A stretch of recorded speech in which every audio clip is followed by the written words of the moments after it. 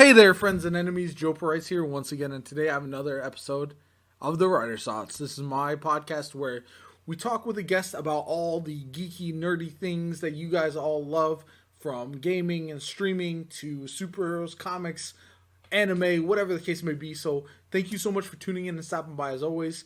Make sure you like, heart, favorite, subscribe, whatever it is, on whatever platform you find yourself listening to this, whether it's YouTube, Podbean, whether it's Spotify, any of those, because it does help me out tremendously, and I do very much appreciate it. Now, we have another great guest for you guys, and I'm super excited to have this conversation with my man, Tannent. How you doing? How is life? What's going on? How's it going, JoPaWrites, man? Life is going good right now. I myself just getting over COVID with my family, but we're doing good. We're doing fabulous. Kids are great. I'm ready to get back to work, to be honest. Well, sorry to hear that, but glad you're recovering. Glad you guys are back on the right path, and let everybody know where to find you on socials, what you stream, what kind of content you create, all that kind of good stuff. So the best social to find me at, people and ladies and gents, will be Twitter. You can do it'll be at my name Tannent, Tannent, with a 2 behind it because somebody stole the first one with just a regular Tannent. It sucks, I know. And then you also follow me on Instagram, _Tannent again, _. And the best way to find me when I'm live and going active is on Twitch. But I always send out tweets when I go live. So follow me best there to figure out when I'm going up and out. And honestly, the most things I stream is honestly a little bit everything. Warzone, I'm Marvel's. Honestly, right now I'm on that Valheim kick right now. A lot of people, good. Yeah. So good.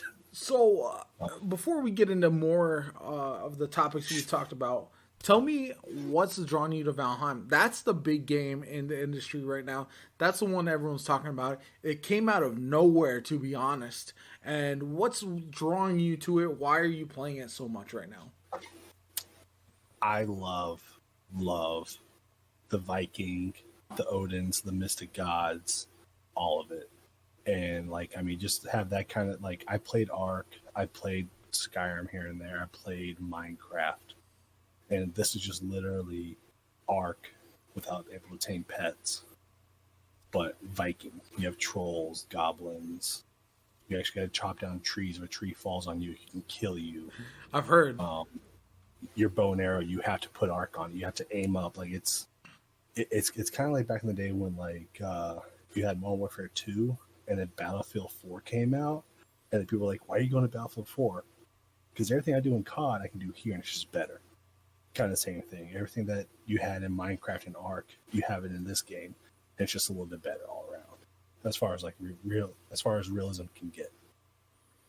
That's awesome. And exact. How do you play with friends? Do you play as solo? Are you playing on a server with a lot of people? What's going on?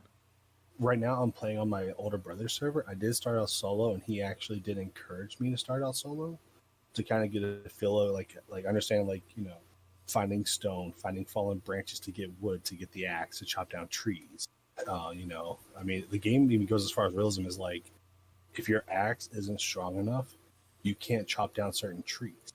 I definitely enjoy being in a server, but if you're going to start out on your own little new game server to get a feel of how everything is and how to discover stuff, and then either find someone's server that you're good friends with, or start your own and invite friends. Yeah, I know Rust has been big, and that's another survival type game that kind of blew up as big streamers, big content creators kind of formed servers together.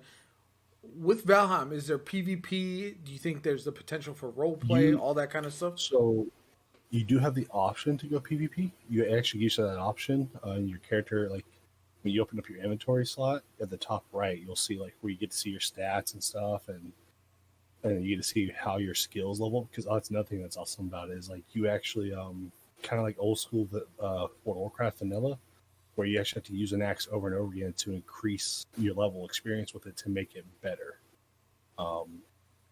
So it kind of, you do have that PvP option. Role playing, let's be honest, you could have a server set up, have 4 or 5 groups divided amongst the world, which is actually, the world's massive anyways, and you just have like an all kind of conquest battle, you could say, where people take over certain things and stuff of that nature. So I mean, you could go that route if you wanted to. The only thing that's different from it than Rust is that it doesn't have the server reset that Rust does. Gotcha. But I think the server owner can reset it back to original if they wanted to. That makes sense. Yeah, because it's interesting, because these games, like I said, Rust has been around for a while, but kind of came back into the general consciousness recently, and now you got Valheim really blowing up. I've seen a lot of people talking about it and being excited about it. And these survival games are so funny because they can come in waves and become really popular, and people get into them, and then they'll fade away just as fast. So it's been really interesting to watch the two games especially that have blown up recently, and folks are just trying to find something to game with buds, play and have fun, and these games have provided that and brought something fresh to the table, which I like a lot. And what's crazy is Valheim's still in beta. This is still beta. Yeah. Which is just crazy. No, it's awesome, and it's good to see. The more games we have that are doing different things and bringing that positive potential to the table, the better. So now, sticking on the PvP route, folks might not know, but you recently won a Warzone tournament held by our good buddy Elmer Fudd Games. He hosts them every couple weeks. He has Warzone tournaments and Apex tournaments, and they are an absolute blast. But talking about that, we have gone back and forth a bit on the idea of competitive play versus casual play. Like, you're playing Warzone.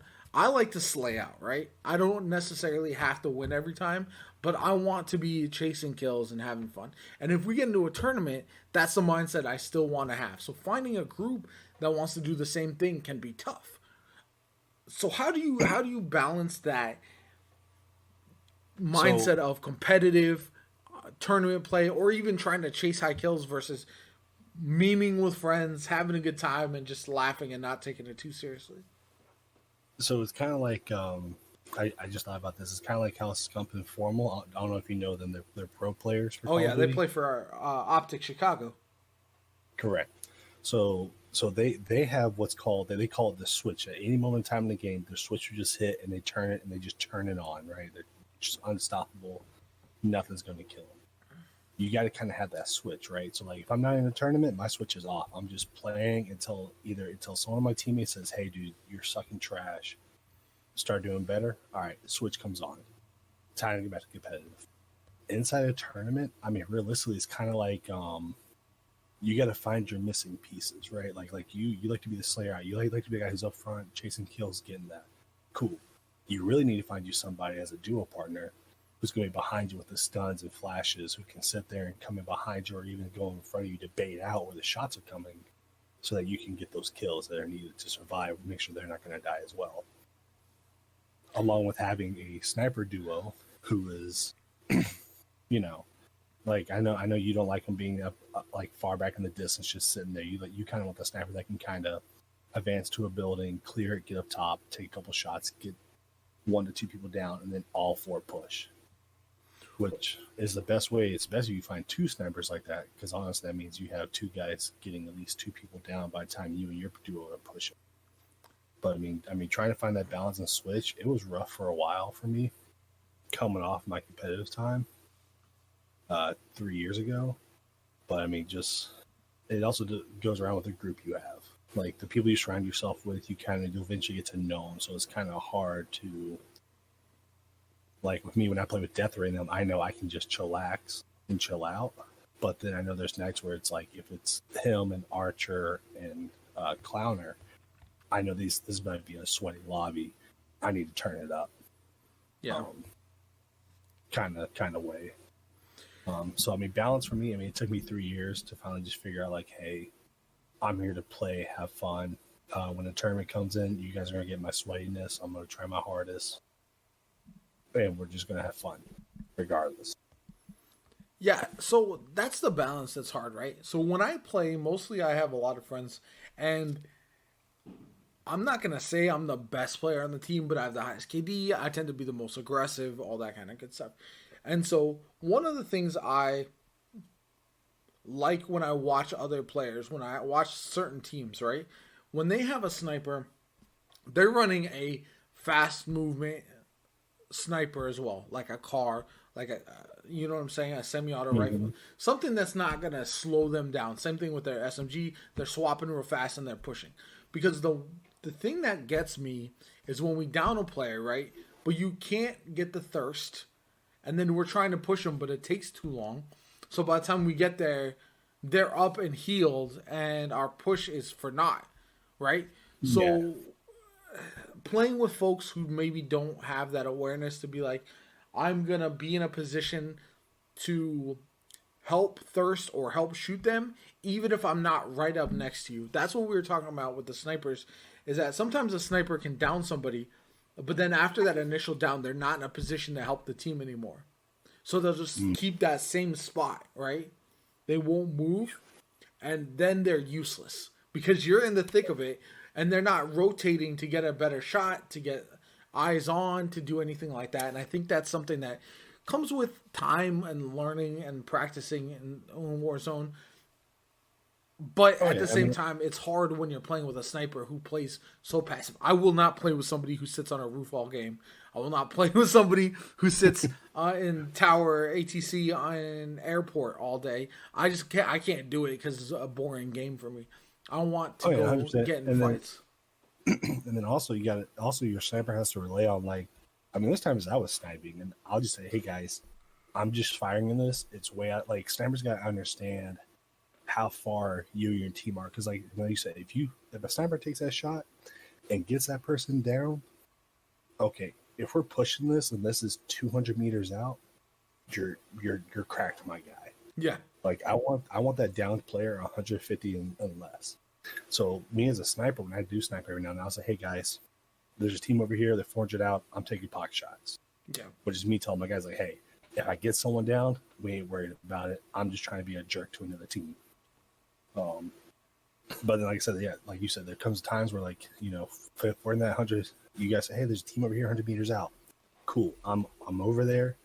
Or I'm looking at them, or my other guy that I was playing with, they're looking at them. You take the shot, and even if you're running like just a true sniper, their backup sniper or their backup gun is either a MAC-10 or something that can handle more mid to close. So your MP5, FARs, your M4s could be part of those as well. I mean, I normally run the Car 98 with the MP5 because MP5 can handle a little bit of mid to close.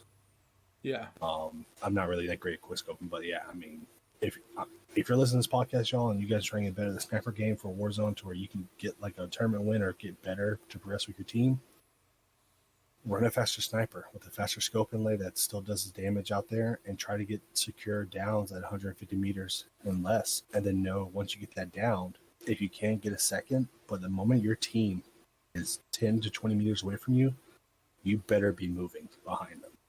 Yeah. Like, no questions asked. Yeah, that's the hardest thing. And I think going back to what you were saying about turning on competitive versus casual play, there are a lot of people who play who don't necessarily have that. And that's, I think, one of the hard parts, right? Yeah. Is that there's not everyone has the switch. Not everyone can multitask and watch multiple teams at one time, or when you're getting third partied, or know when to pull back and push in depending on the situation. And so knowing that, I think that's the difference between teams that really gel together and teams that don't. Like, if you watch your team, the Tatmans and your Nick Marks, everyone, they're not, like, Tim might not be a pro level player, but he has the awareness and the understanding that, okay, we know exactly when to push, when we're pulling back, you know what I'm saying? It's not going to work out perfectly every time, but as long as you guys are in sync like that, it can make a world of difference as far as your gameplay, because there's no wasted time. When we get some kills, we're healed up, we're plated up, we're at the buy station getting UAVs and self-reses and we're moving to the next fight. We're not waiting and saying, hey, who's getting the UAV? What are we doing? What are we doing next? You know what I'm saying? There's no downtime there, and I think that helps get in the flow of the game as well, especially when it comes tournament time. Oh yeah, and like I said, it just sounds like, I mean, it's almost usually you if you're at a tournament, your team's just not competing there, and you do over again, the same team's just not getting the right answers. We did in a comp. I did as a manager of a COD team. You gotta let people go. You gotta swap it. Hey, we're not flowing together. I kind of want to take this seriously, so we're gonna look to replacing you. Or, hey, can you actually step up and do what I want you to do, so we can try to succeed? If they sit there and try to give you backlash, all right, you know what, cool, I'll find your replacement. Some people might say, hey, you know what, I'll try it once or twice and just see. Maybe your method's better than my method. And then if they do try it and they fail, you're gonna get some backlash. It's gonna happen. But hey, at least they tried it. And you're like, you know what, you just can't do it. I might need to try to find someone else.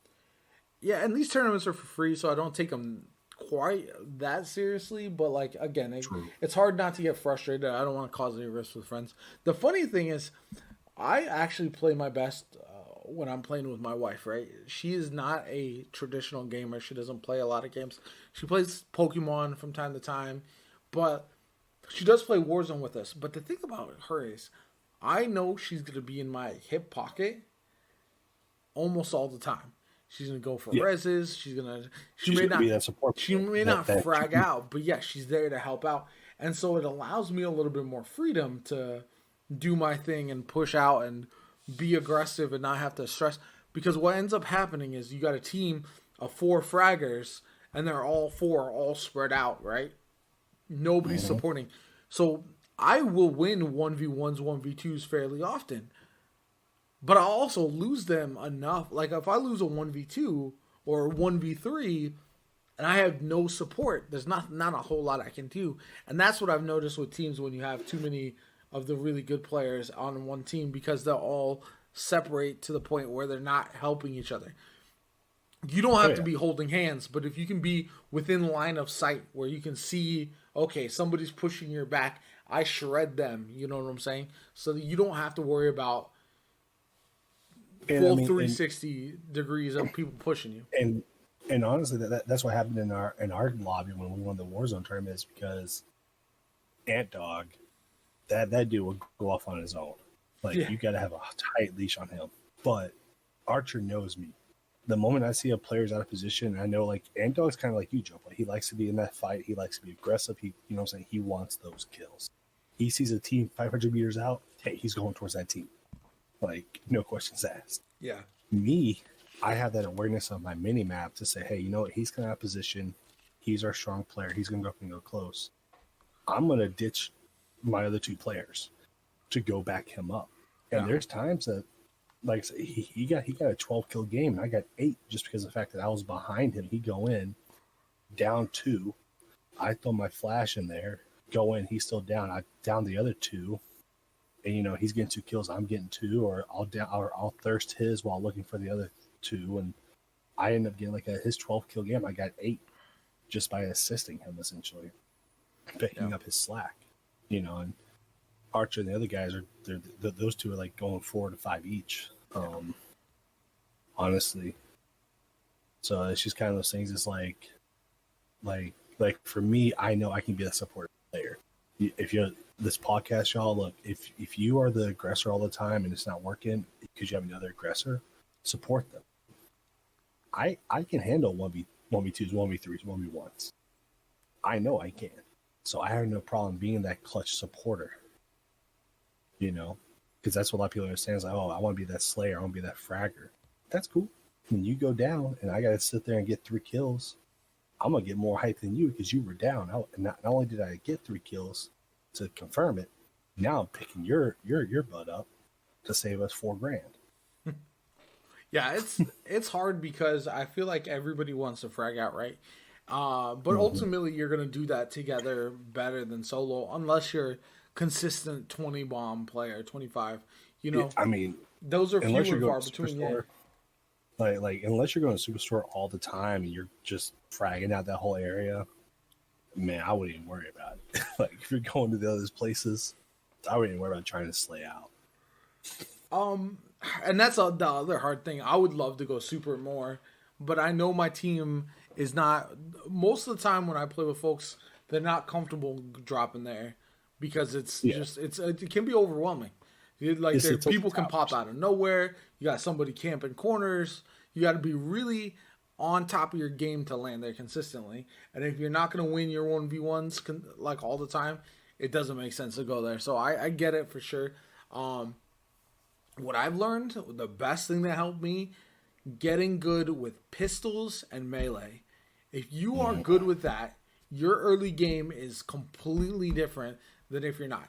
I will literally squad wipe teams at times in the beginning just with my melee, or finish them off with a pistol, or whatever the case may be. And most people are afraid to challenge, afraid to get in the mix when they only have their pistol.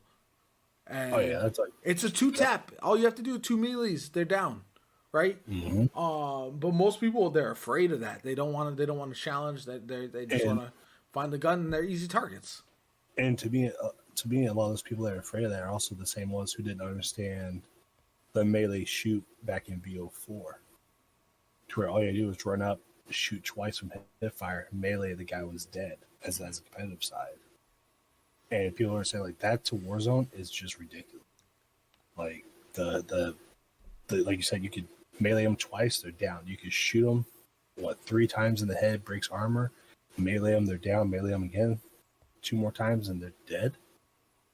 Like that's just so gravy. And it's also like I also see like a lot of people, not big streamers, but I'll watch little small streamers, and they'll bypass like Uzis and MP7s and like just green guns. I'm like, yo, pick that up. That's gonna be better than your pistol right now. Yeah.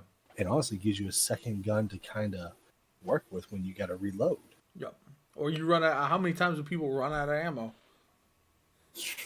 Right. But I mean, even still, like I said, I can't tell you how many times I had a comp team and they'll sit there with like their AR, kill somebody, kill that person who has the exact opposite gun that has like an SMG, and they'll just walk by without even swapping. I'm like, yo, pick up their gun. Because when you run out of bullets here in about 3 minutes, you're going to need that second gun to sustain.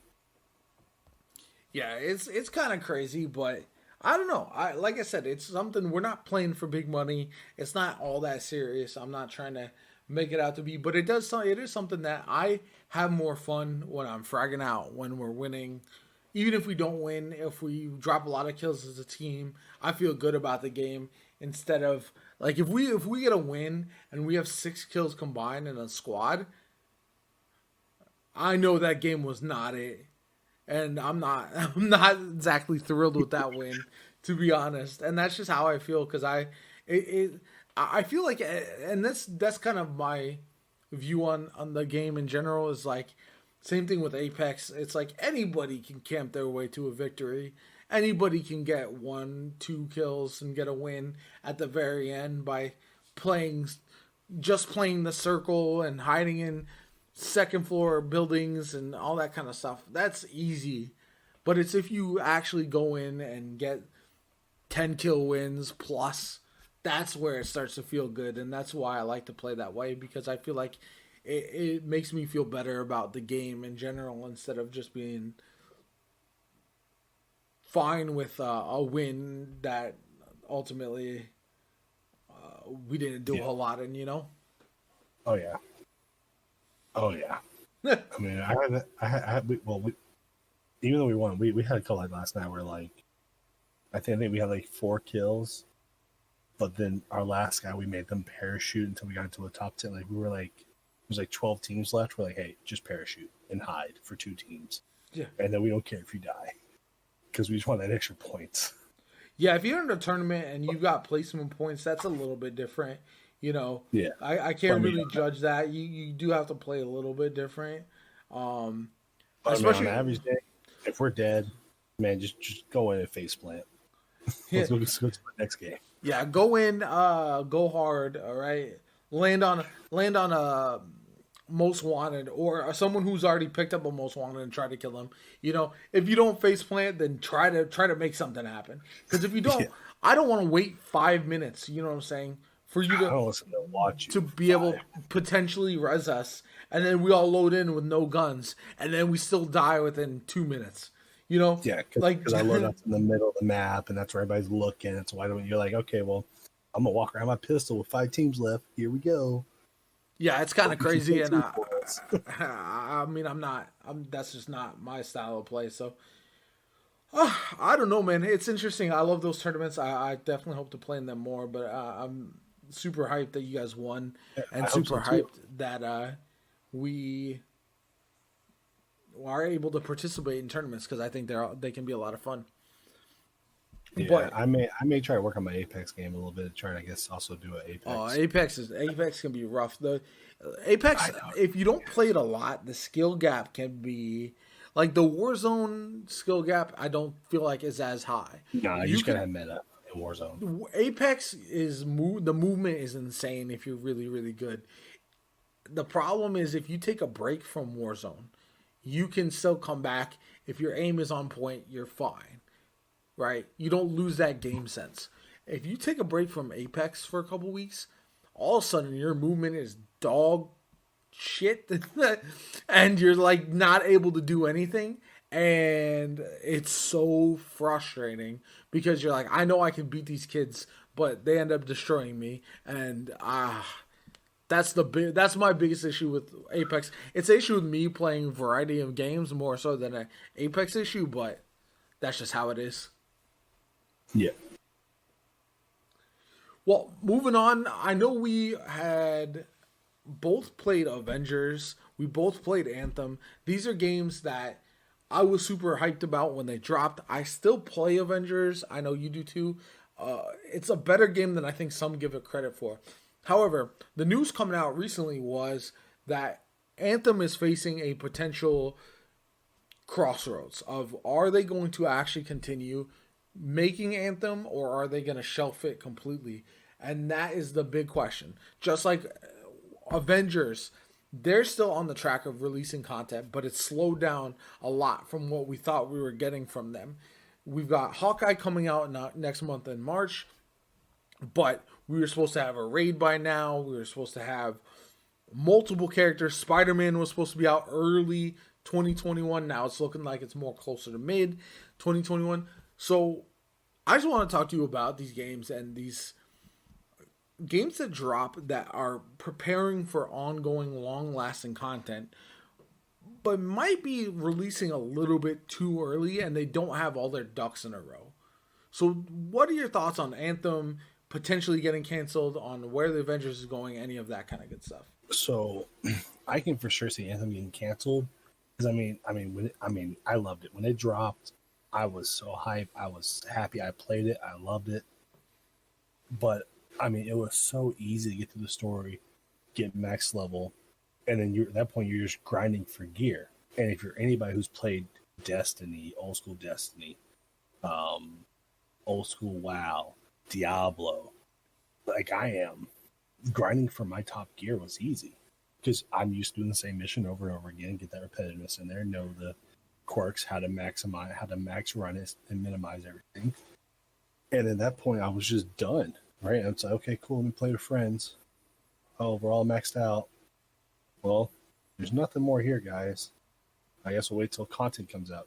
Some content comes out, we beat it within like maybe a month. We're back to being max item level. We all have our certain I guess skill set as far as like what our characters can do, and then we're just back to being done again. So I think it's kind of like Anthem was struggling with like producing content to last long versus Marvel. I mean, Marvel is kind of like I just got through the story as a casual player, and it took me probably 3 weeks just to get through the story. Now I still have what's the chick's name?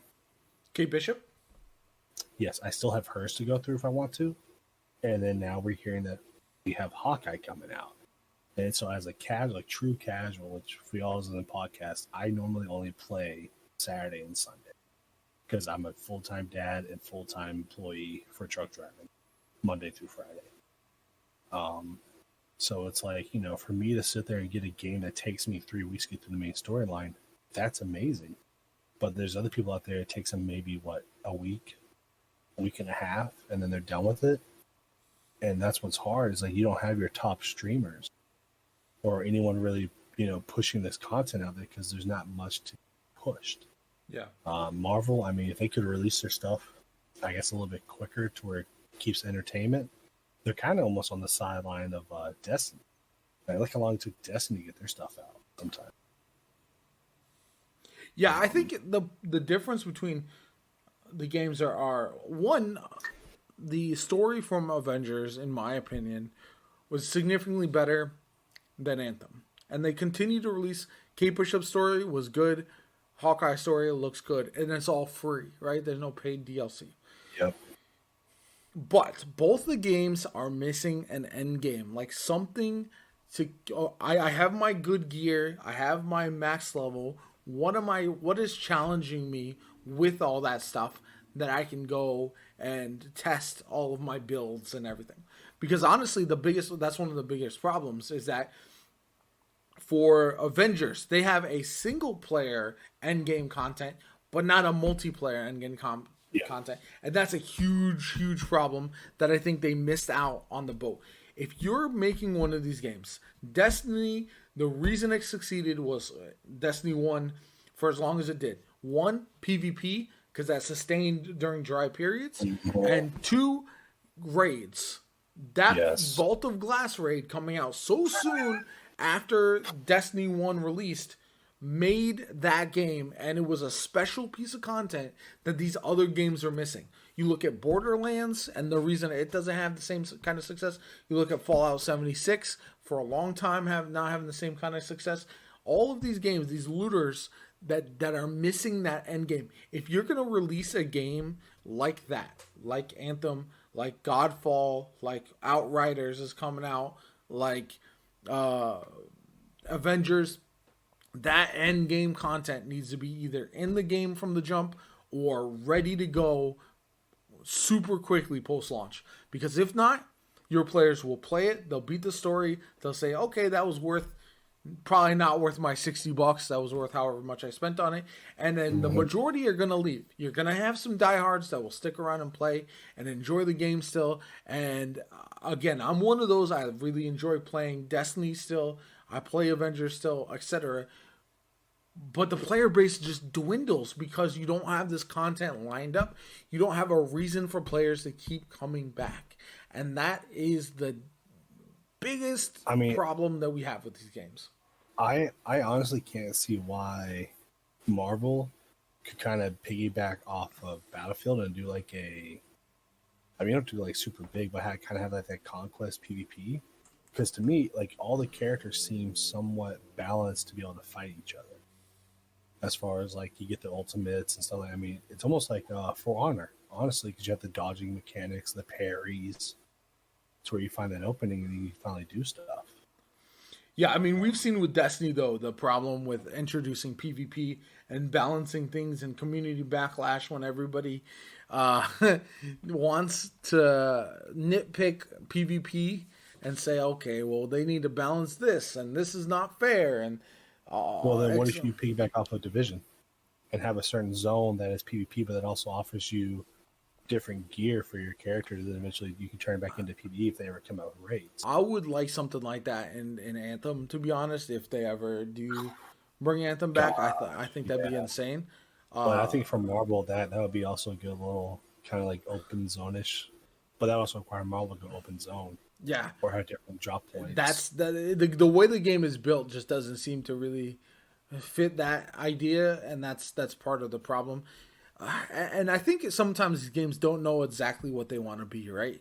Do you want to be a looter? Well, if you're going to be a looter, you need good loot, hard content to chase the good loot, and hard content to use the good loot in.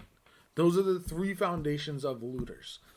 And Diablo 3, when it released, faced a similar issue. All these games have the same thing. Like, how do we get enough loot in the game that people are wanting to chase? How do we then take it so there's a hard content to test their good loot on. Because if you have all this good loot, right, but you have such easy game, and this is part of the problem with Avengers at times, especially the co-op stuff.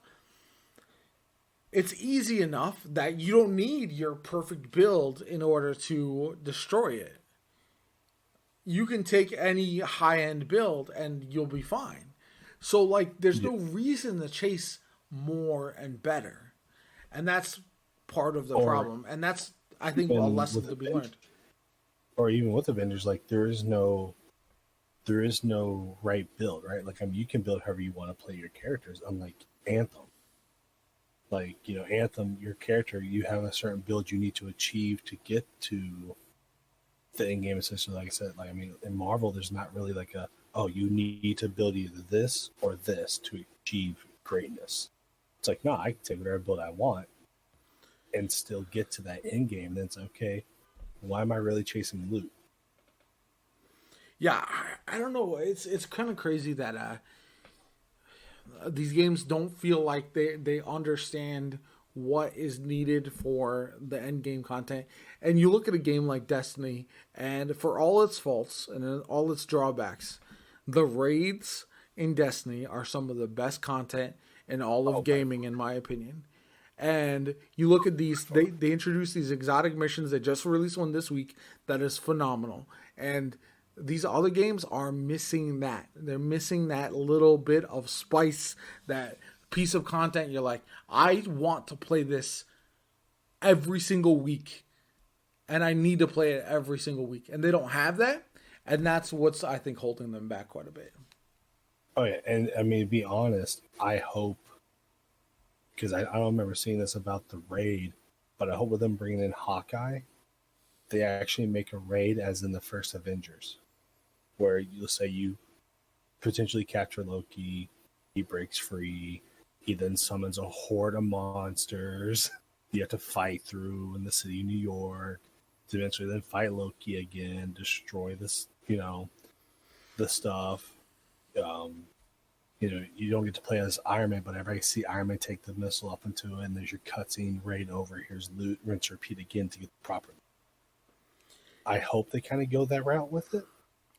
Yeah, the first raid from the spoilers is going to be in Wakanda, right? Dealing with Black Panther. And I don't think they're going to do anything too closely with the movies or the comics or anything. I think they're going to try to do their own thing, just like they did in the story for the game itself. Yeah.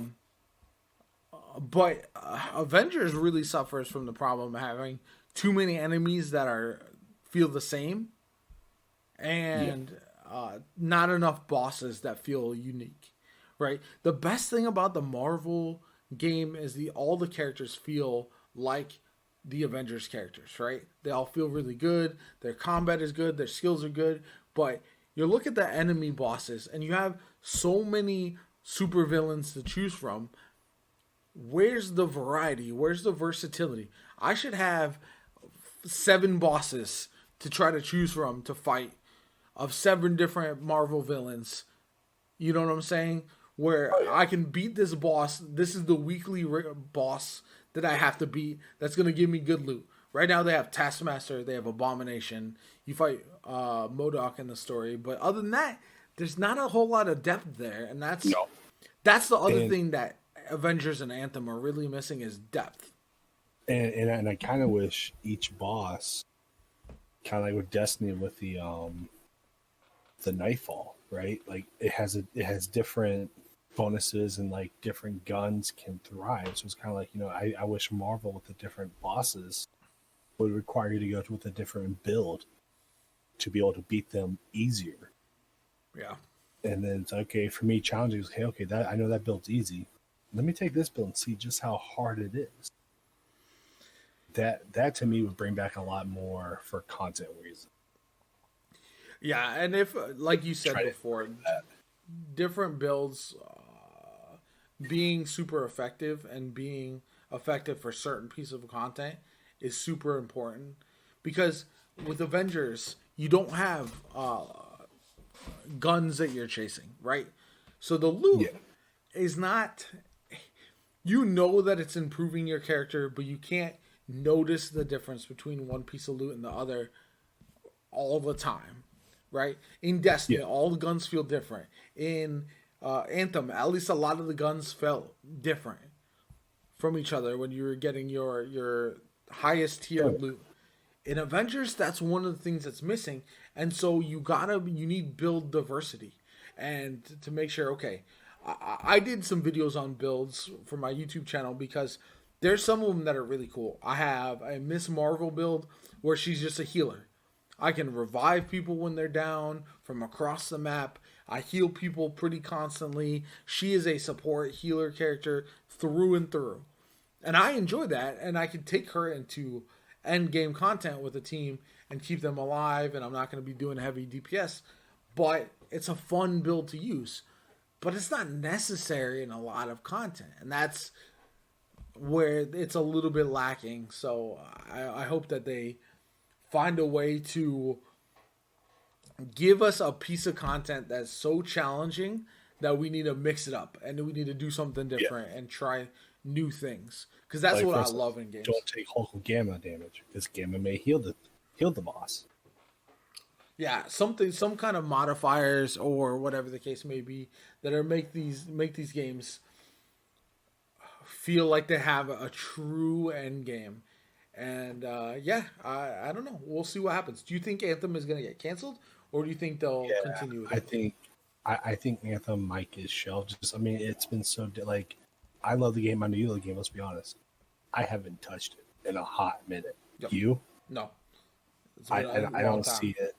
I don't see it getting out. Like, they may throw maybe one more expansion DLC to it, but outside of that, I can't see them keeping it up because I don't see the players going back to it. Because, like I said, it's such an easy grind to get that top notch.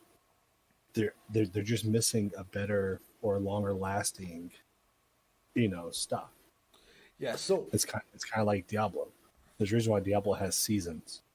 yeah. And then hard mode. That's it.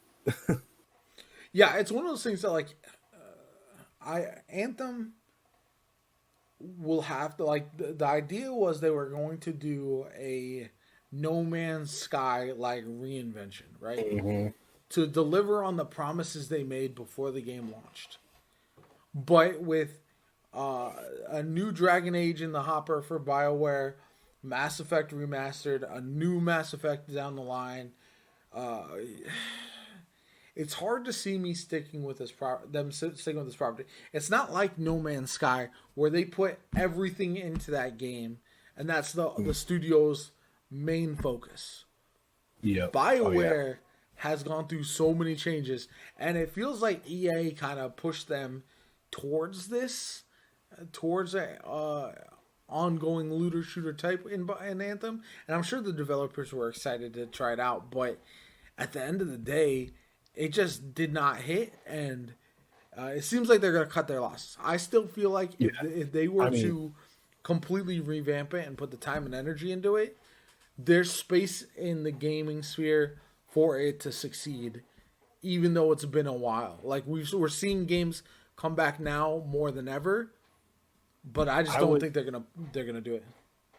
I would rather them shelve it and then revamp it as as like the second game to it. Because that to me would probably be the best way for them to go about it instead of like just trying to keep it going, right? I mean, so here's where I disagree with that. One, the goodwill from the community will be gone, right? Who is buying Anthem 2 after Anthem 1, right? Unless they give us a taste of something for free for those, not for free, but for those who purchased Anthem 1, there's no shot, in my opinion, that people are going to buy Anthem 2 and it's going to be an immediate bust. Well, I guess maybe rephrase this. After they do another DLC to get people back into it, right? I was saying, like I can see them do one more, but if they try to keep going, I don't know if they're going to actually get people's attention back to it. It's going to be rough if they don't have like an actual Don't get me wrong. I love the game. I mean, I love the fact you just walk outside in your suit and just fly around and try to find them to do. Like that right there got me hooked.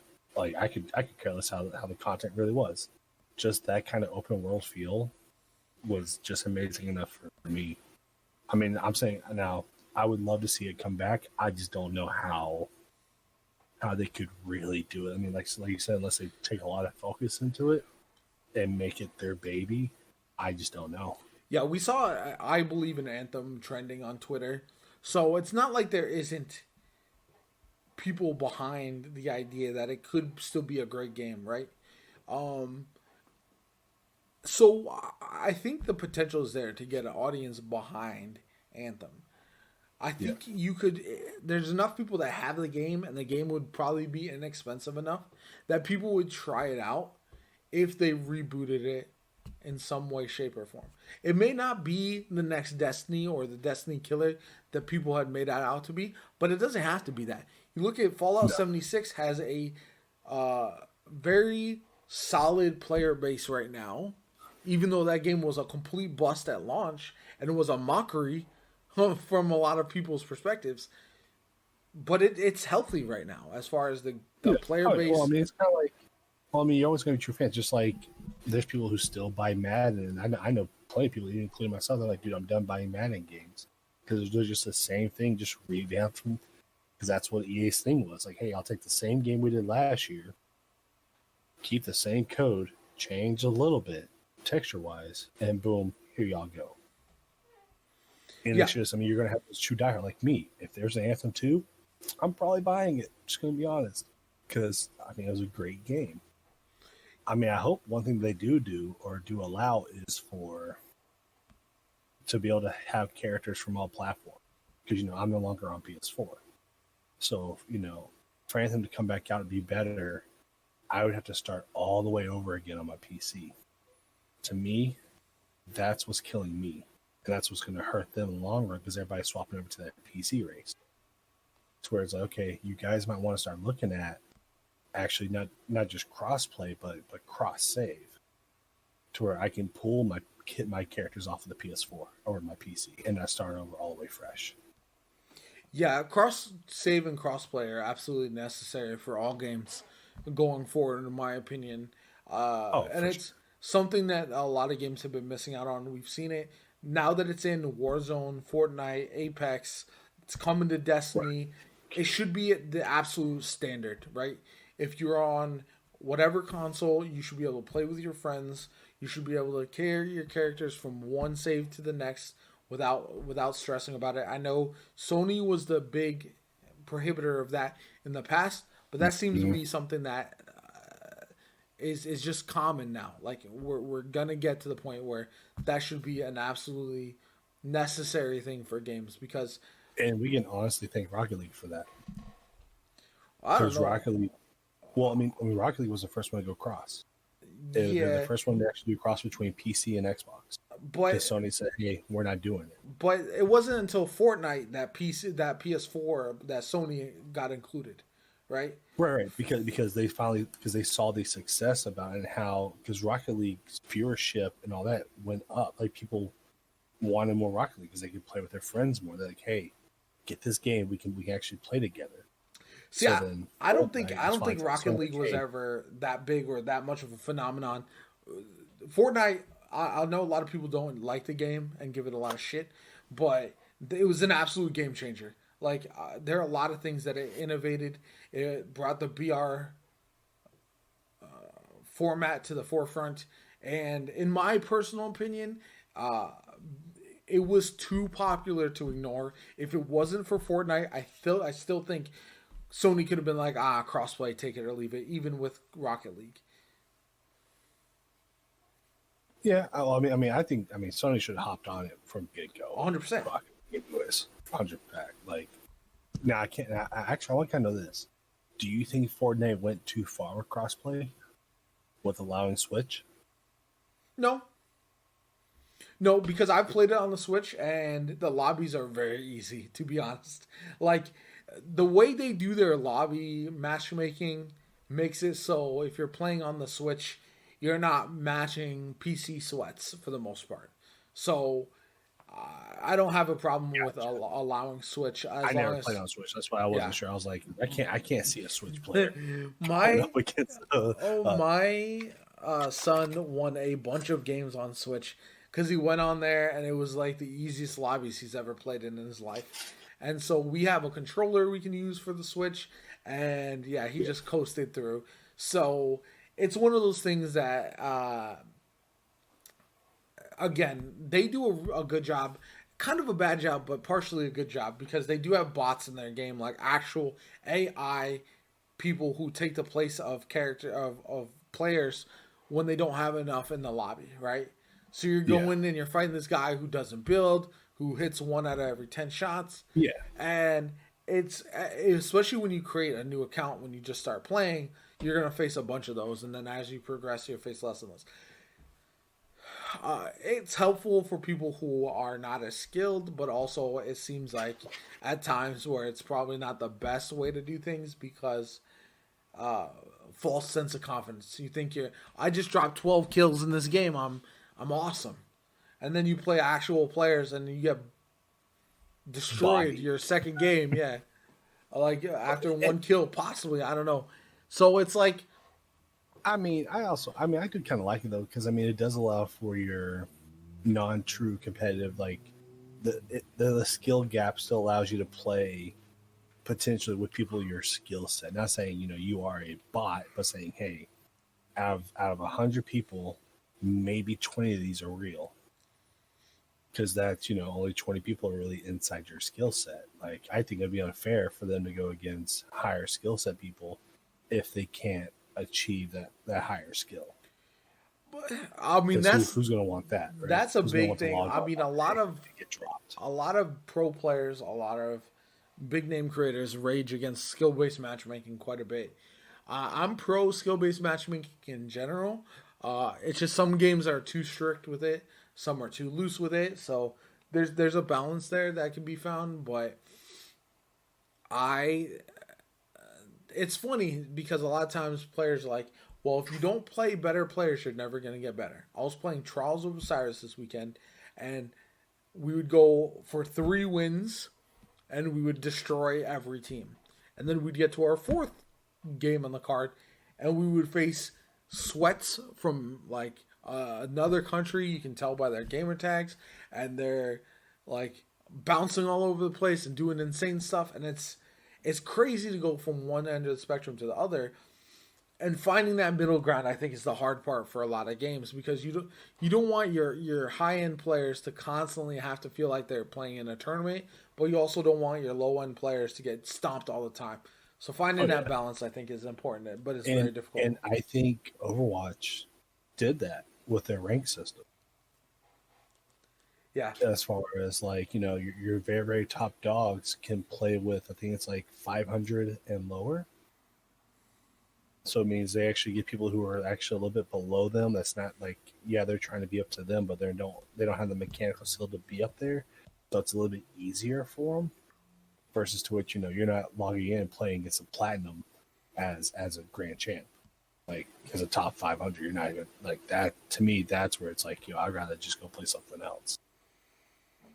Yeah, it's really tough. And a game like that is hard because at the lower end, you almost want to play the ranked more often than not because you're playing players your skill level. Whereas if you play the casual mode, you're getting stomped all the time because that's where all the sweats go to have fun. So Destiny, here's the funny thing. Destiny had 2 separate nodes, right? They had a mode with skill-based matchmaking and one without. All the good players were in the one without skill-based matchmaking, but they complained because they said it felt like there was skill-based matchmaking. The reason for that is all the players who were average or worse were in the other node playing the skill-based matchmaking because they didn't want to get stomped all the time. So it's like if you give players a choice, you can see where they're going to go and where they're going to have the most fun, and finding that balance for both sex is hard. And and then you have Smurfs, Oh and my it's like god. okay, like I mean, I did the Smurf on League of Legends. I did it. It is what it is. But I mean, to me, any player who complains about knowing that you're going to a casual lobby, just know you're going to face a sweat. Like you're either going to face a super sweat or someone who just really, really doesn't care. Yeah. There is no in between. Pretty much. Yeah, I'm definitely. I face that in Siege the most because you have players who get to Diamond and they just go play casual till the season's over to get their charm. I was one of those players because you're one loss away, you lose 250 points. Every win's like 10. You're like, okay, I'm Diamond. Cool. See you later. Going to casual. Yeah. You guys want to play ranked? I'll get my other account, Mr. Murph.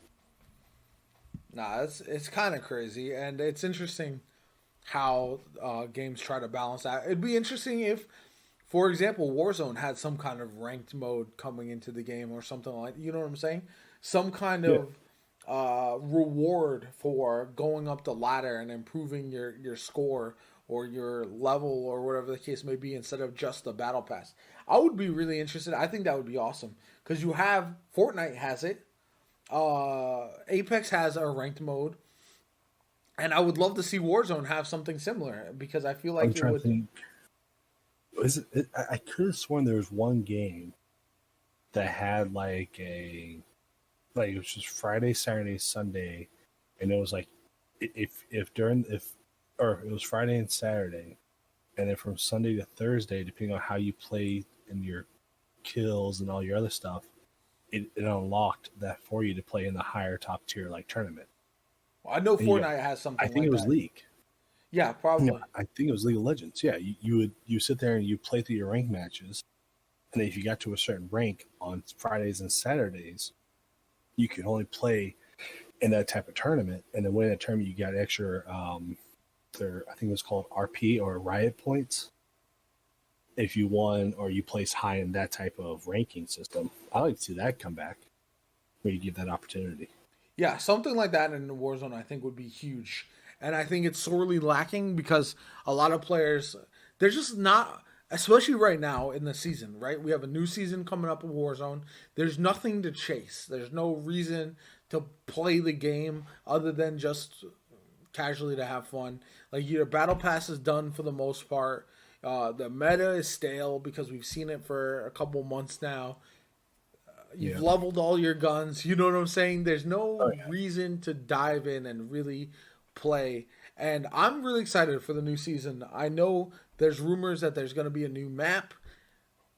What do you think about that? Are you hopeful that there's a new map? Do you think it's going to happen? A new map would be awesome. It just makes me kind of curious what they're going to do with the old map.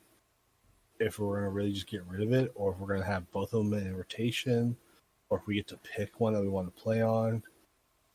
I do like. Or are they going to do what Fortnite did? Yeah, and where it permanently changes the map. Yeah. So an end of season event would be cool. Fortnite does those better than anybody. I don't care what anybody says. Again, you can shit on Fortnite all you want, but their end of season events are so fantastic. Oh yeah. As far as Warzone goes, I don't care if they have it in rotation. I like Apex how they still have the original map, and they do for the first 2 weeks of the new season. You only play on the new map, right? So everyone gets comfortable with it. You're not backing out of games, so you only get the new map, etc. 2 weeks you do that, and then you put in a rotation, or you have two separate playlists. I mean, realistically, they already rotate playlists. You could have rotating playlists for the new map, one playlist for the old map, one playlist for Rebirth Island. You know what I'm saying? Yeah. So that way you have your standard quad, trio, duo, solos for the new map, but then you have one node for the old map and one node for the Rebirth Island. And then you don't want to spread it too thin. Yeah, I don't care. Or you have the option like I don't care, pick one. We're going quads. Don't care what map. Yeah. I mean, yeah, you could do almost an autofill for that, but either way, I would love to see them. I don't want Verdansk to go away forever. Now maybe they do it so all the when they bring limited time modes back in, those are on Verdansk, and then the new map is just for the main thing for now. Either way, I think something like that, keeping it around and having it on rotation for something would be important, because that map holds a lot of memories. And as a longtime Apex player, I'll say that when you leave the map and you come back, oh, the nostalgia hits you. You're like, oh, remember our hot drops, remember our favorite locations. So I do hope that they find a way to incorporate Verdansk into the game if they do bring a new season, a new map into the new season. And I have also seen the new guns, quote unquote. Yeah. So the pistols look OP. Oh, the pistols are going to be OP. Maybe. I mean, here's the thing. Whenever things are data mined, whenever things are looked into, a lot of times folks will say, this is going to be broken. A new character in Apex, a new gun's coming out, this is going to be broken. Oh, yeah, but it gives them time to fix it before it does. But you also have to know, you don't know what patches they already have in place for the gun, and you don't know how it's going to feel. Because the gun could technically be a fantastic weapon, but if you don't get the right perks on it, if it feels like shit, you're not gonna use it. It doesn't matter how strong it is. So while potentially that could be broken, and I think I'm leaning towards it being really, really good. I mean, maybe they don't have akimbo on it. Maybe they don't have some of the other things that made the old pistols so broken in the past. So right. We don't know. There's a lot we don't know, and I feel like a lot of times we can guess and say, I think this is going to be really strong. Just like the new SMG, I like the sound of it. A super fast firing, Scorpion-like SMG.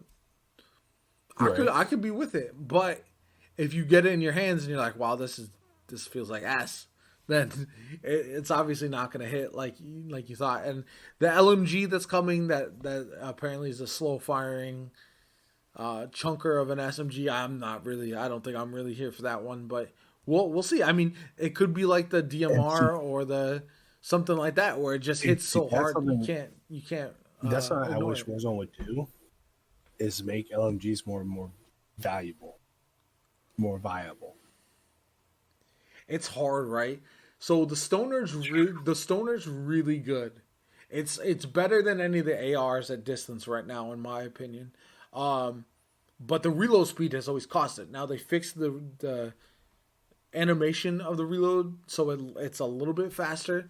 But we've seen it in the past where the Bruin was dominant for a long time. We've got the Stoner is really good right now. But in general, I kind of agree with you. I just don't know if they, like, I think they're in a tough place of trying to balance those guns, because every time they bring it up at LMG, it becomes the meta, and I'm pretty sure they want to avoid that. Because it's almost like, at that point, just take them out and just give us assault rifles, SMGs, marksmans, snipers, and the riot shield. Maybe. I mean, like I said, I know people who are using the Bruin right now. I know people who are using the Stoner right now. And I mean, I'm also using the FLA? Or no, the FAL? FAL. I'm using that one right now because I saw a build for it on TikTok. Yeah, I'm not gonna lie, it shreds. TikTok is wild, man. I think it's like three shots in the head, they're guaranteed cracked. One more shot, they're down. Kind of cracked. Yeah. Really good mid range. Kind of falls off fall or long. And of course, up close. I mean, you're not going to be able to compete against a MAC-10. Yeah. Well, I mean, the FFAR I know is right there with the MAC-10, but the question is, what do you run it with? You either run it with a DMR single fire type, so you don't burn through ammo, or you run it with a car sniper or something, because you can't really run it with an SMG, because a lot of times you build it out like an SMG, maybe with a little bit more range. But I don't know. I like Warzone. I like the shifting meta a lot. But yeah, right now is a weird spot because a lot of things feel solid, but nothing feels spectacular, except for maybe the MAC-10. So I'm excited to see it. Hopefully they make some changes and mix it up. I I was a Kilo main for the first huge part of the game, like for so long, even before other people were using the Kilo. That was my baby. And then Yeah. when it became meta, that's when I was like, I'll still use it, but I don't like using the meta too much. And then now it doesn't feel so great. Like they nerfed the range and whatever, so it feels questionable at best. So I don't know. I'm excited to see the changes. I'm really happy that there's a new season coming, and I can't wait to see what happens with all of that. Yeah. Oh, yeah. I have small hopes and high hopes. Maybe new season they'll fix hacking. I don't know. We'll see. That's a story for another podcast. Hacking is. Oh, I know. Some people think it's a simple fix of just install anti-cheat, but that's not near the way it works. Another story is about Ninja quitting Fortnite altogether because of a stream snipe. Yeah, stream sniping is crazy too. But I'll probably have to have you on to talk about those things again because honestly, we're about out of time, and those conversations would take longer than we have for sure. So come on, 3-hour podcast, we got this. Anyway, man, hey, thank you so much for for coming on. The hour absolutely flew by. It was a lot of fun talking to you. Once again, remind folks where they can find you. Once again, guys, y'all can find me streaming on Twitch at Tannent, my name. Twitter, you can @ me, Tannent2. Instagram _Tannent Instagram if you want to see my truck driving lifestyle and places I go to. Jopa, thank you again for having me, man. This is a blast. I look forward to it.